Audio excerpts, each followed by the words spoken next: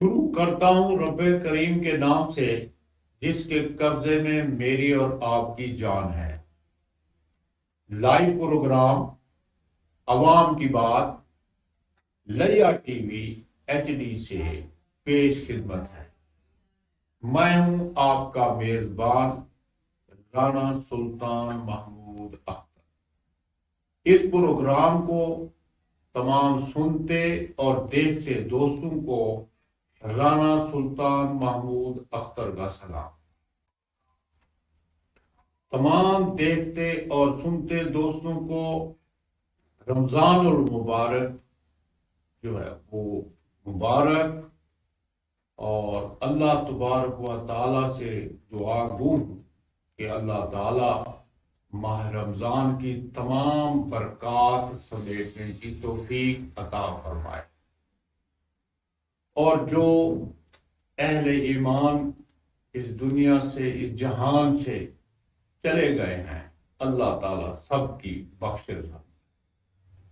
آج کے اس پروگرام میں ہمارے پاس مہمان تشریف رکھتے ہیں جناب منظور حسین بھٹا صاحب، جو منظور بھٹا کے نام سے یاد کیے جاتے ہیں کیونکہ سرائکی اور اردو نثر کے بلند پایا سرائکی شاعر بھی ہیں، اردو نثر کے ماہر ہیں، اردو نثر نگاری بہت اچھے طریقے سے کرتے ہیں، تو اس لیے ان کا نام منظور بھٹا ہے۔ تو میں سب سے پہلے جناب منظور بھٹا صاحب کو اس پروگرام میں تشریف لانے پر میں ان کو خوش آمدید کہتا ہوں اور ان کا شکریہ ادا کرتا ہوں کہ اتنے مصروف ترین دور میں انہوں نے ہمیں اپنا وقت دیا، اپنا قیمتی وقت انہوں نے دیا۔ میں ان کا بار بار شکریہ ادا کرتا ہوں۔ جہاں تک منظور بھٹا صاحب کے تعارف کا تعلق ہے، منظور بھٹا صاحب ایک سماجی، ایک سیاسی شخصیت ہیں۔ جیسا کہ میں نے پہلے عرض کیا کہ نثر نگاری میں اپنا مقام رکھتے ہیں، سرائکی شاعری میں انسانیت کے یوں سمجھیں ترجمان ہیں، عام آدمی کے حقوق کی ہمیشہ بات کرتے رہے ہیں، اور یہ ہمارے ضلع لیا نہیں بلکہ پاکستان لیول پر، پنجاب لیول پر منظور بھٹا صاحب نمایاں مقام۔ تو میں آپ کا وقت زیادہ نہیں لینا چاہتا کہ اگر میں ان کا تعارف کراتا رہوں تو تعارف میں یہ 30 منٹ جو ہیں یہ بھی ناکافی ہیں، تو میں زیادہ آپ کے اور ان کے درمیان مخل نہیں ہونا چاہتا، تو میں آپ کو لیے چلتا ہوں جناب منظور بھٹا صاحب کے پاس۔ تو آج میں سر جی آپ سے یہ پوچھنا چاہتا ہوں کہ آپ نے زندگی کا ایک بڑا حصہ ایک روحانی باپ کی حیثیت سے قوم کے بچوں کی آبیاری کی ہے، آپ نے تعلیم کے زیور سے بچوں کو آراستہ کیا ہے، تو کیا آپ نے جو خدمت کی ہے، جو آپ نے سروس کی ہے، اس پوری سروس میں آپ یہ بھی بتائیں گے کہ آپ نے کتنے سال یہ درس و تدریس کا عمل جاری رکھا؟ تو کیا آپ مطمئن ہیں کہ ہمارے ریاست پاکستان میں جو نظام تعلیم ہے اس سے عام آدمی کے جو بچے ہیں وہ کیا صحیح مستفید ہوئے ہیں سر؟ پہلے میں سب سے پہلے رانا صاحب اور ٹی وی چینل کی ٹیم فرید صاحب کا شکریہ ادا کرنا چاہوں گا کہ آپ نے مجھے یہاں بلا کر میری حوصلہ افزائی کی اور عزت افزائی کی۔ تو جہاں تک تعلیم کا تعلق ہے تو میں یہ کہنا چاہوں گا جو میں سمجھتا ہوں، میں نے 35-36 سال تعلیم و تدریس میں گزارے، اور میں یہ سمجھتا ہوں چونکہ میں پرائمری ٹیچر تھا، اگر پرائمری سطح پر بچوں کی صحیح تربیت تعلیم و تربیت کی جائے تو آگے اس سے بہت تھوڑی رکاوٹیں رہ جاتی ہیں۔ میرے پاس بہت سی مثالیں ہیں جو پہلی سے لے کر میں 5ویں جماعت تک جن بچوں کو پڑھایا، غریب سے غریب بچہ بھی وہ ایم اے تک پہنچا، ایم فل تک پہنچا۔ اور مجھے خوشی ہوتی ہے جب میں کسی دفتر یا کسی جگہ پہ جاتا ہوں تو وہ شاگرد جو ہے ملتے ہیں، بڑے احترام سے ملتے ہیں، تو میں کہتا ہوں کہ میری زندگی کا جو مقصد ہے وہ پورا ہو گیا۔ پہلے تو مجھے اتنا معلوم نہیں تھا کیونکہ بچے چھوٹے تھے، شاگرد جو تھے ان کا جو تھے ریٹرن تھا وہ نہیں محسوس ہوتا تھا۔ اب محسوس ہوتا ہے کہ جب وہ عزت احترام سے ملتے ہیں تو دل جو ہے خوشی سے نہیں سماتا۔ میں یہ سمجھتا ہوں کہ یہی پیشہ میرے لیے درست تھا، کسی اور پیشے میں نہیں گیا۔ تو میں اللہ کا لاکھ لاکھ شکر ہے، اس وقت مجھے پتہ نہیں تھا، وہ تو ایمرجنسی طور پر چلے گئے، لیکن جو وقت گزرتا گیا اس کا رزلٹ آتا گیا تو میں مطمئن ہوں کہ یہ پیشہ زبردست، اگر استاد صحیح ہو، استاد قابل ہو، محنتی ہو تو قوم کی قسمت بدلنے میں زیادہ دیر نہیں لگتی۔ لیکن تھوڑا سا یہاں مسئلہ یہ ہے جو اکیڈمی پرائیویٹ آئی ہیں انہوں نے نقصان کیا میرے خیال۔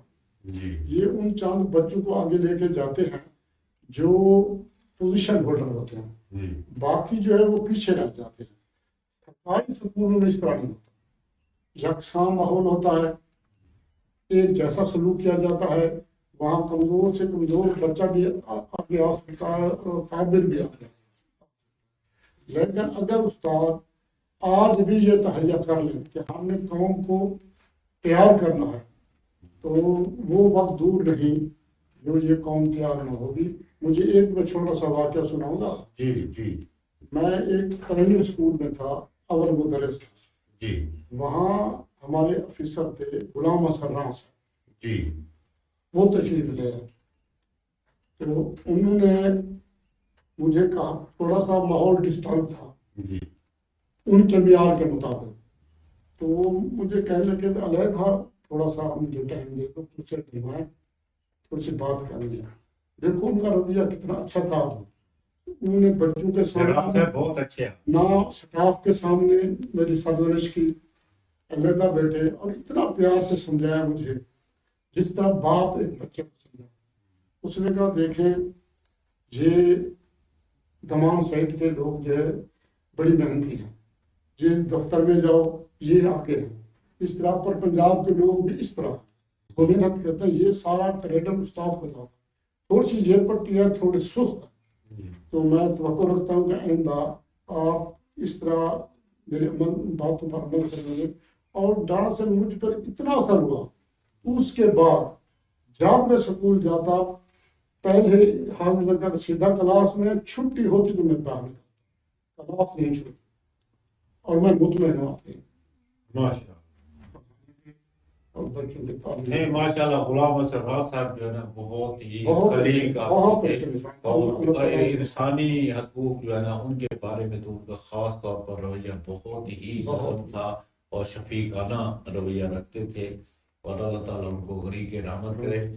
تو یہ تو بہت اچھی بات ہے کہ ساتھ جی آپ نے جو فرمایا ہے کہ آپ نے 30-35 برس جو ہے وہ قوم کو جو ہے قوم کے بچوں کو آپ نے پڑھایا ہے، تو آپ مطمئن ہیں، اس میں کوئی شک نہیں کہ استاد جو ہے وہ روحانی باپ ہے، اور وہ ساری زندگی جو ہے اس کے روحانی بیٹے جو ہیں وہ اس کے لیے ہمیشہ جو ہے، جس استاد نے واقعی آپ کی بات صحیح ہے کہ ہر شے سے ارجمند ہے استاد کا مقام، ہر چیز سے بلند ہے استاد کا مقام۔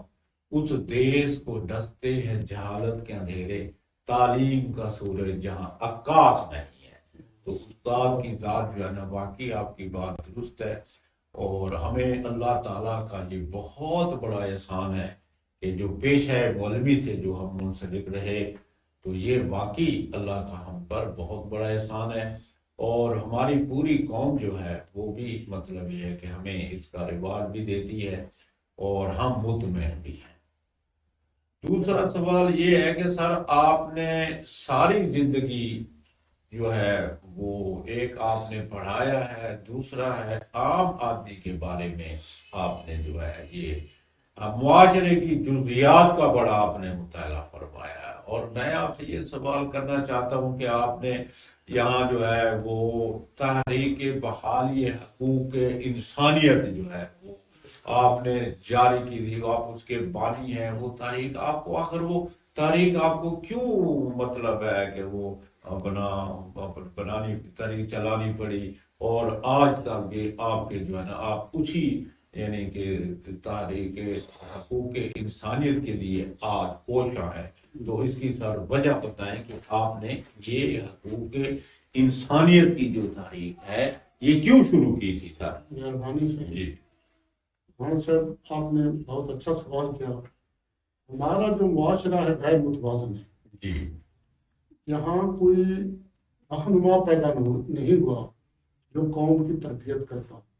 یہاں حکمران آ رہے ہیں، حکمران اور رہنما میں فرق ہوتا ہے۔ جی حکمران جس جگہ پہ پیدا ہوتا ہے وہ اس جگہ پہ نہیں رہتا، اور جگہ پہ چلا جاتا ہے، وہ اپنی حکمرانی کے گڑ سیکھتا ہے، پڑھتا ادھر ہے، اگر بیمار ہو جائے ادھر وہ اس اپنی قوم سے نفرت کرتا، اس کے ساتھ مل بیٹھنا توہین سمجھتا۔ لیکن رہنما اس طرح نہیں کرتا، رہنما قوم کی تربیت کرتا، وہ نہیں چھوڑتا، وہ اپنا علاقہ نہیں چھوڑتا۔ تو یہاں تربیت نہیں ہوئی۔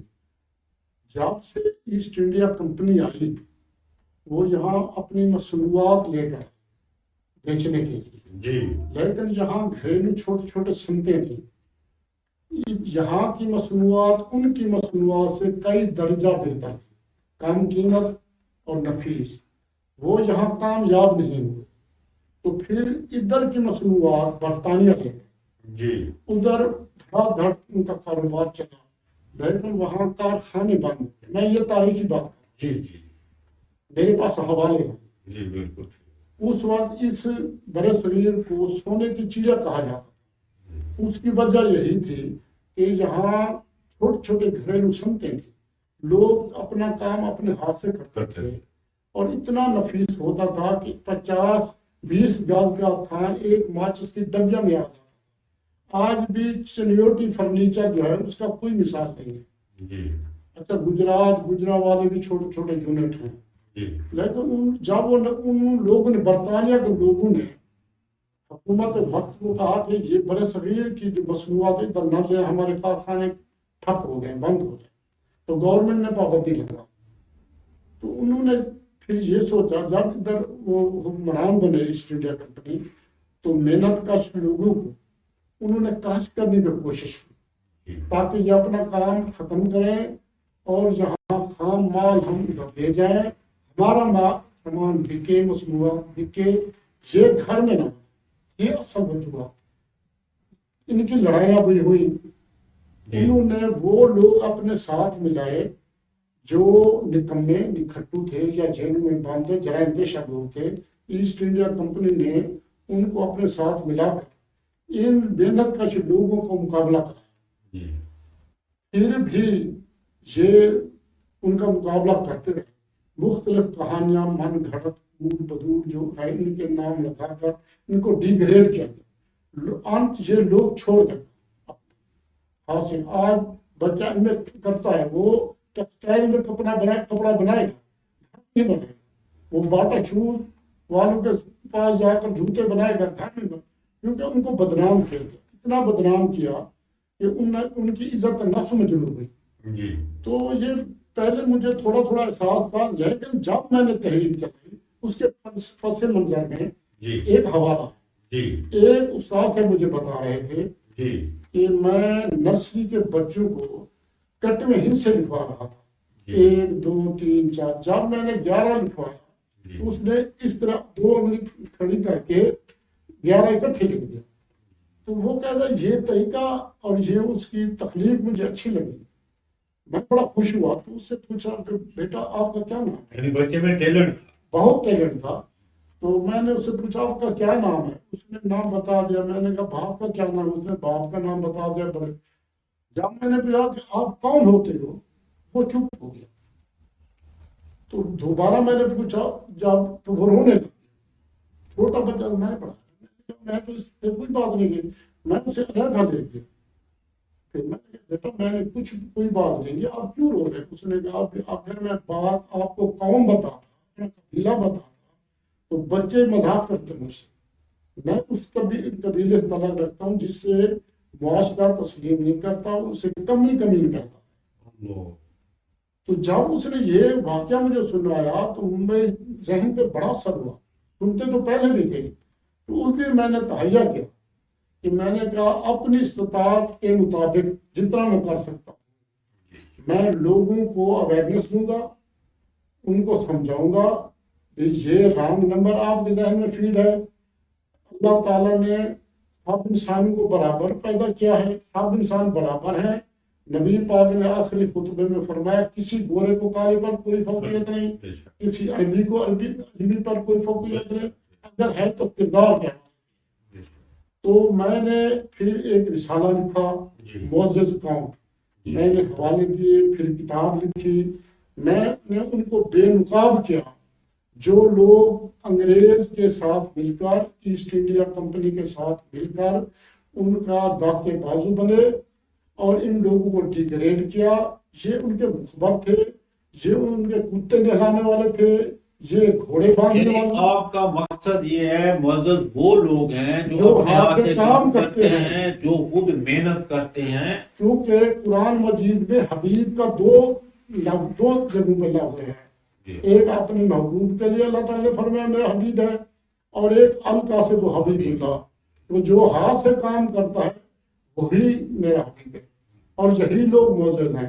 میں نے بڑی چھان بین کی، میں انبیاء کو پڑھا جو ہاتھ سے کام کرتے، ان کو میں کتاب میں شامل کیا، صحابہ کرام کو. اور جن ملکوں نے یہ کام کر کے آگے وہ ان ملکوں کا حوالہ دیا. برطانیہ جو ہے وہ کپڑا بنانے کی صنعت میں آ گیا ہے، جرمنی جو ہے وہ لوہے کی صنعت کے حوالے سے آ گیا ہے، اور چین جو ہے برتن بنانے کی صنعت سے آ گیا ہے.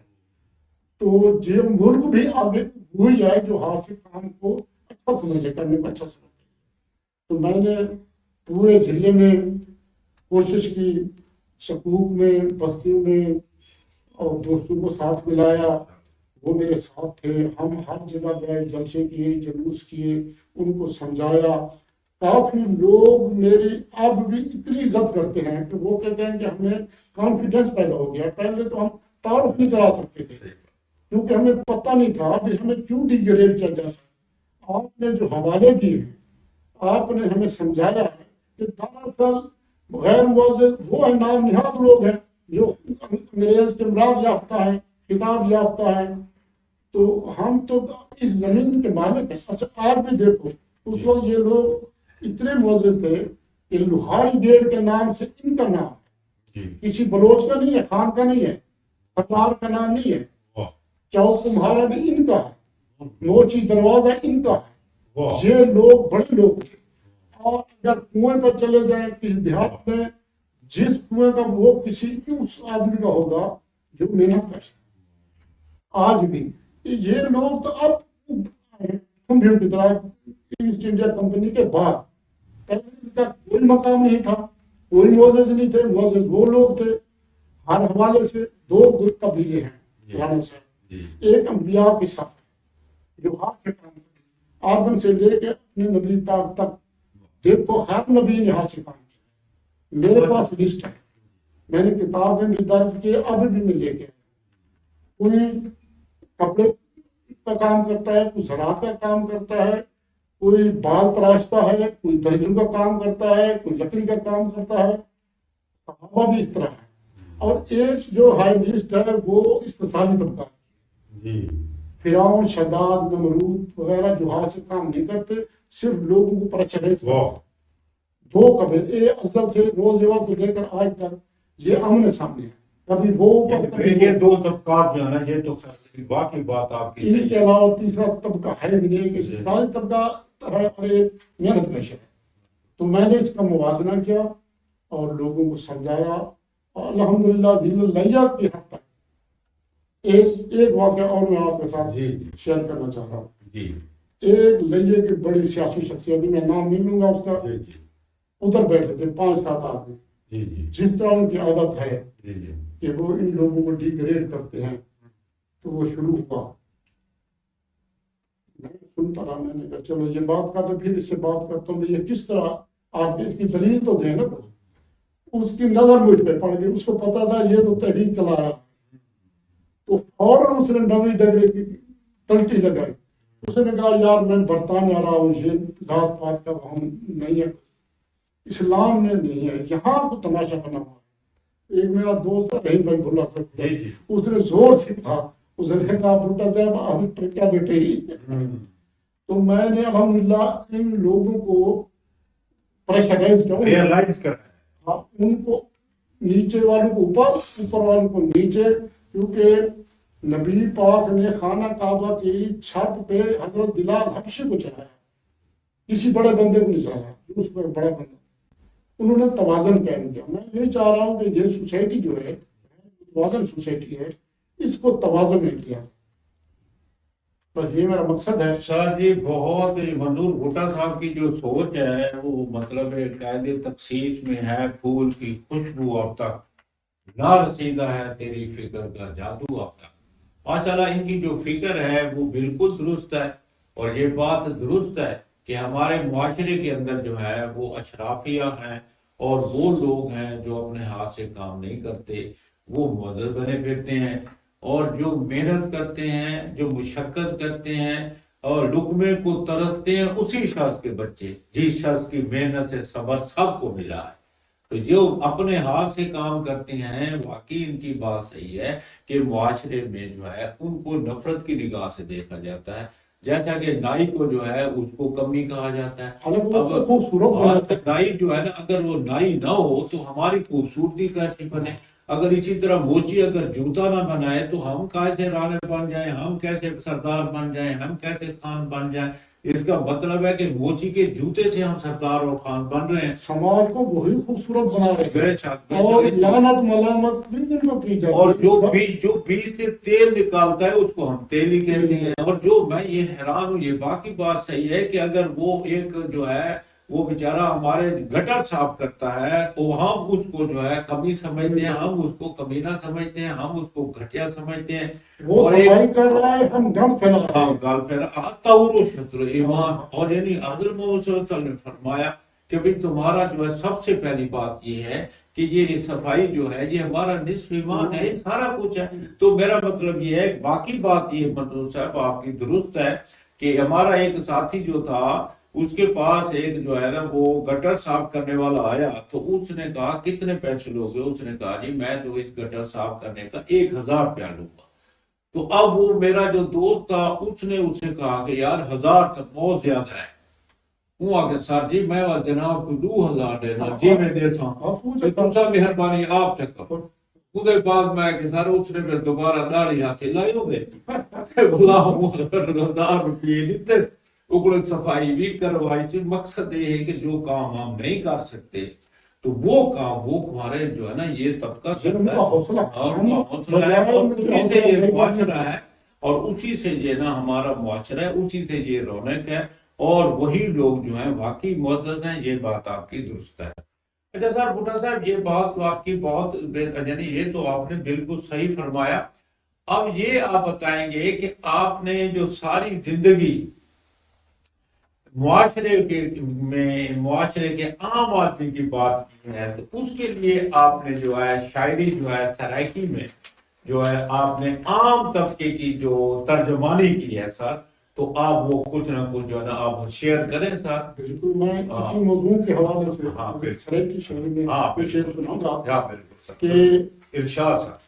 کل قوم دی قسمت غیر ہاتھ، یہ قوم دا لیڈر بیچی گئے۔ واہ واہ واہ واہ، کل قوم دی قسمت غیر ہاتھ، جی یہ قوم دا لیڈر بیچی گئے۔ جی کم ظرف جو ہے کرسی خاطر ماں دھرتی دا سر بیچی گئے۔ واہ ست مار دا وحدہ سچ جہتے، واہ، ساڑھے سید دے منظر بیچی گئے۔ جن خان خطاب خبیثیں تو جو خان بہادر بیچی گئے۔ واہ جی قوم دے نال ہی حشر کیتے یہ حال زمین اسمان تو پوچھ یا پوچھ تاریخ دے طالب تو یا کہیں منصف انسان تو پوچھ واہ اور بن حاجی نال زوار چھڑا جی تیرے ہر کردار تے دی دے واہ جیڑی گل مظلوم تے چلدی ہے تلوار دی دھار تے دی دے جد خون غریب دا جلدا پے جی اوئی لمبی کار تے دی دے جائیں پگ دی تن تن داغی ہے تیری اون دستار تے دی دے واہ تیری آج دستار جو درست نہ تھے کل یاد رکھے پگ نہ ہو سی واہ واہ پگ نہ ہوتی جے آج دستار جو درست نہ تھے تیری آج دستار جو درست نہ نہ تھے تھے واہ کل یاد رکھے پگ نہ ہو سی جدہ نندرو قوم سجاگ تھئی تیری روپ دے وچ ٹھگ نہ ہو سی واہ واہ واہ اور کئی نسلوں تو محروم ہی سے سارا حق نہ ڈک حق واپس کر واہ واہ کئی نسلوں تو محروم ہی سے سارا حق نہ ڈک حق واپس کر سارے تو مقصوم دا قاتل ہے سب ٹھیک ہے پاک حق واپس کر واہ واہ اور واہ سارے ہاتھ دی سخت ہتھیلی پڑ کیا سارے چہرے تک واہ حق واپس کر واہ سارے صبر کو چیلنج نہ کر تو اسا تھے کب حق واپس کر واہ واہ اور اون دور دھوکے بہوں کھاتے واہ ہوں دھوکے دے نہ لارے لا واہ ہوں قوم سجا کے نیندر کنوں انگار خان کنارے لا واہ واہ واہ واہ اور جو گورے تے کو دان کتن جی سردار زمینہ واپس کر واہ واہ واہ واہ جو گورے تے کو دان کتن جی سردار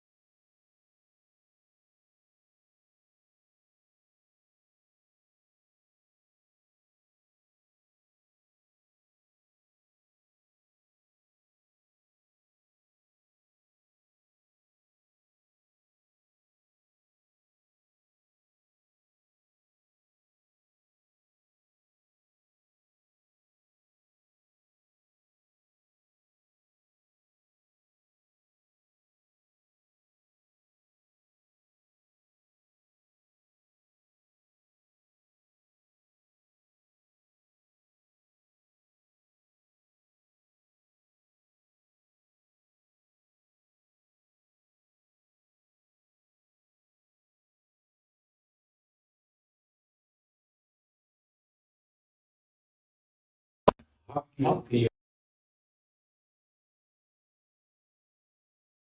ہے تسکین ملتی ہے ان کو سکون ملتا ہے اچھا بوڑھا صاحب یہ تو بات درست صاحب کی بہت اچھی آپ کا ذہن جو ہے نا آپ کی سوچ بہت اچھی ہے آپ نے ہمیشہ میں نے وہ 40 سال جو اساتذہ کے حقوق کی میں نے جنگ لڑی اور آپ میرے ساتھ شانہ بشانہ تھے حتیٰ کہ آپ میرے ساتھ اسلام آباد جو ہم نے بھوک ہڑتال کی تھی 13 دن جو ہے تعداد میں مرد بھوک ہڑتال کی تھی اور 50% جو ہے ملازمین کی تنخواہیں میں اضافہ ہوا تھا آپ اس وقت بھی میرے ساتھ تھے لاہور میں بھی آپ میرے ساتھ تھے اب میں یہاں 8 سال سے ہے ضلع لیا کو ڈویژن بنانے کے لیے جو ہم نے جو ہے وہ لیا ڈویژن بنا تاریخ شروع کی ہوئی ہے گریٹ شہری اتحاد کے پلیٹ فارم سے، اور آپ وہاں بھی جو ہے نا آپ میرے ساتھ ہیں اور کام کر رہے ہیں.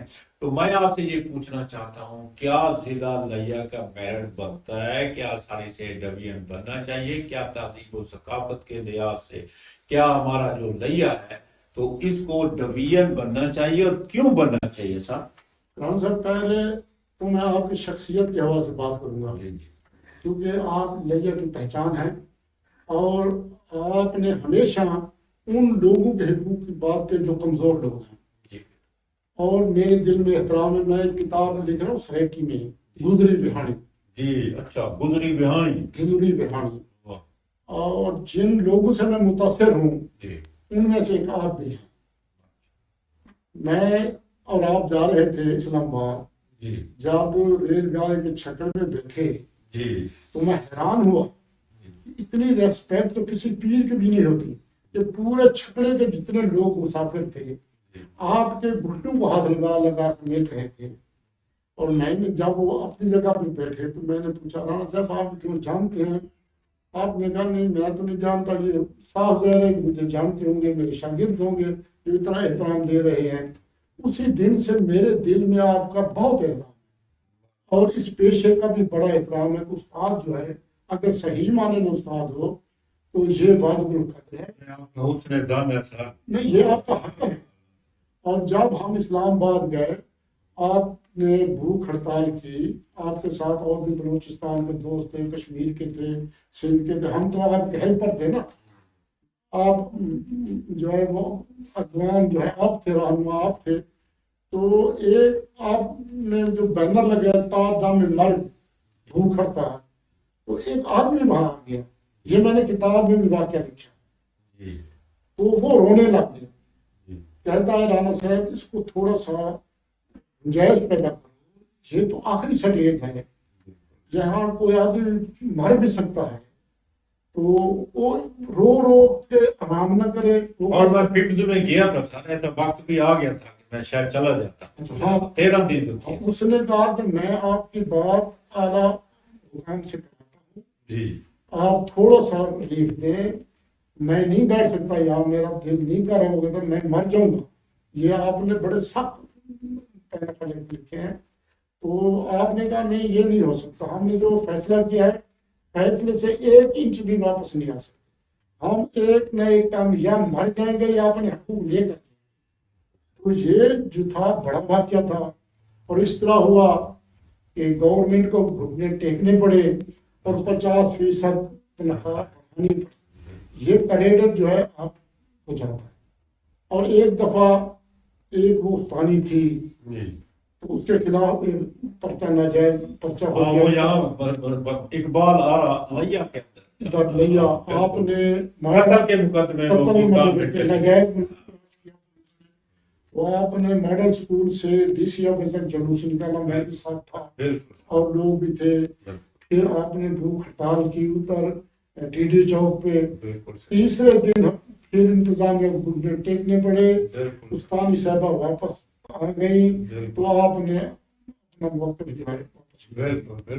تو اس لیے آپ عزت و احترام کے لائق ہیں. آپ جیسے لوگ ساتھ تھے میرے سے، اللہ تعالیٰ کی بڑی رحمت ہے. باقی زندگی میں ساتھ جو ہے نا میں کہیں بھی آج تک جو بھی مطالبات جو بھی ہم نے لے کر ہم اٹھے ہمیں کبھی ناکام نہیں ہوئے. اللہ تعالیٰ نے ہمیشہ ہمیں کیونکہ آپ اندر کے سچے. اب بھی انشاءاللہ لئیے کو ڈویژن بنانے کا جو سلسلہ 8 سال سے جو ہم جاری ہے نا، اب اسی کے بارے میں آپ ہو جائے گا انشاءاللہ. یہ ماحول ہمارا بن گیا ہے. دیکھیں سر آپ یہ بتائیں سر کہ بھی اس کو آخر ڈویژن کیوں بننا چاہیے؟ کہ اس کی ثقافت جو ہے نا وہ ہماری بکر کے ساتھ، ہماری توسے کے ساتھ، ہماری کوٹردو کے ساتھ ہماری جو ثقافت ہے. اور یہ 3-4 ضلع اس کو ملتے ہیں، فاصلہ بہت کم ہے. اور وہ لوگ بھی چاہتے ہیں کہ لیا ڈویژن بن جائے اور ہمارے مسائل حل ہوں، بجائے دور دور جانے کے. توسا بالکل 30 کلومیٹر کے فاصلے پہ ہے. جب یہ پل بن جائے گا تو ان کے لیے یہ کوئی مسئلہ نہیں. اس لیے اسی طرح کوٹردو ہے، بکھر ہے، یہ 3 ضلع تو ہے نا، چوتھا یہ لیا ہے. یہ اس کا حق ہے، اور یہ پہلے بھی تاریخی شہر رہا ہے، کمشنری رہا ہے، تو اس کا یہ حق یہ ہے۔ خط کمشنری رہا ہے، بلکہ صوبائی ہیڈ کوارٹر رہا ہے۔ یہ مطلب یہاں کے جس طرح کے آپ یہ کہتے ہیں ساہیوال جو ہے نا، ساہیوال کو جب انہوں نے ڈویژن بنایا میاں نواز شریف صاحب نے، تو وہ اکاڑے کو پاک پتن کو ساتھ 2 ضلعوں کو لگا کر وہ ڈویژن بنا دیا۔ تو اب ہم بھی تو یہ چاہ رہے ہیں سر، آپ کا اور ہمارے 24 لاکھ جو ہماری ضلع لیا کے عوام ہے، اس کا بھی یہی مطالبہ ہے کہ بھی چلو زیادہ نہیں تو کوئی 2 ضلع لگا دیں آپ، یہ بکر کو اور کوٹک کو ساتھ لگا دیں، ادھر توسے کو ساتھ لگا دیں، جتنے بھی جس طرح بھی مناسب ہو۔ تو بارہ یہ ہمارا جو ضلع لیا ہے اس کا جو حق بنتا ہے، اسے ڈویژن بننا نہیں، انشاءاللہ بن جائے گا، اور مریم صاحبہ بھی مجھے علم ہے، وہ بھی چاہ رہی ہے کہ لیا کو ڈویژن بنایا جائے۔ ساتھی جس طرح پرویز الہی صاحب نے اپنے دور میں تھا، اس نے تحصیلیں بنائی، اس نے ضلع بنائے، اس نے ڈویژن گجرات بنایا، تو یہ تو بس 100% درست بات ہے کہ اب مریم نواز جو ہے وہ پیچھے نہیں رہے گی، وہ تحصیلیں بھی بنائے گی، ضلع بھی بنائے گی اور ڈویژن بھی بنائے گی، اور انشاءاللہ تعالی آپ دوستوں کی دعاؤں سے، انشاءاللہ آپ کی کوشش سے، ہماری جو 8 سال کی یہ جو محنت ہے، ہم نے لیا ڈویژن بناؤ جو شعوری مہم جو ہماری چل رہی ہے، اس سے اب یعنی چوک چوراہے اور ہر جگہ جو ہے پورے ضلع لیا کے ہر عام آدمی کے منہ کے اوپر یہی بات آ رہی ہے کہ ضلع لیا کو ڈویژن بننا چاہیے، اور انشاءاللہ تعالی وہ دن دور نہیں ہے جب انشاءاللہ تعالی ہمارا ضلع لیا جو ہے وہ ڈویژن بنے گا، تو بن کے رہے گا۔ تو اب یہ ہے نا سر، کیونکہ ہمارا یہ جو پروگرام ہے اس کا جو وقت ہے وہ اختتام کی طرف جا رہا ہے، تو میں آپ سے جو ہے یہ گزارش کروں گا کہ آپ جو ہے نا اپنا میسج دیں، اپنا پیغام دیں کہ آپ جو ہے قوم کو، عوام کو، عام آدمی کو یہ بے حس کیوں ہے، اپنے حقوق کے لیے کیوں بات نہیں کرتی، اس کے اندر جو ہے یہ جب تک اپنے حق کے لیے نہیں اٹھیں گے اس وقت تک جو ہے نا ان کو اپنا حق کیسے ملے گا، آپ میسج دیں سر۔ مہربانی جی، رانا صاحب، قوم نکلے گی لیکن قوم جو رہنما کی انتظار، رہنما نہیں آ رہا، جو بھی آتا ہے وہ دھوکہ دے کے جاتا ہے، لوگ ڈسارڈ ہو جاتے ہیں۔